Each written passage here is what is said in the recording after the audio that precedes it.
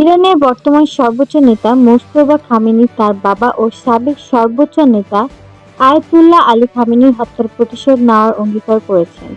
তিনি বলেছেন, যুক্তরাষ্ট্র ও ইসরায়েলের বিরুদ্ধে এই প্রতিশোধ অবশ্যই নেওয়া হবে। ফেব্রুয়ারি ২৮ তারিখ যুক্তরাষ্ট্র ইসরায়েলের যৌথ হামলায় আলী খামেনি নিহত হন। ওই হামলাকে কেন্দ্র করেই ইরানের সঙ্গে যুক্তরাষ্ট্র ও ইসরায়েলের যুদ্ধের সূচনা হয়েছিল।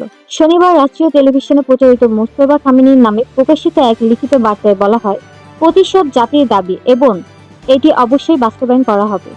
বার্তায় আরো বলা হয়, শহীদ নেতা এবং এই দুই যুদ্ধে নিহত সব শহীদের রক্তের প্রতিশোধ আমরা অপরাধী ও লাঞ্ছিত হত্যাকারীদের কাছ থেকে নেব। এই প্রতিশোধ অনিবার্য। আলী খামেনি নিহত হওয়ার পর থেকে মোস্তফা খামেনি এখন পর্যন্ত জনসমক্ষে উপস্থিত হননি। যুক্তরাষ্ট্রের দাবি, ফেব্রুয়ারির শেষ দিকে হওয়া ওই হামলায় তিনিও গুরুতর আহত হয়েছিলেন। তবে ইরান এ বিষয়ে আনুষ্ঠানিকভাবে কোনো তথ্য নিশ্চিত করেনি।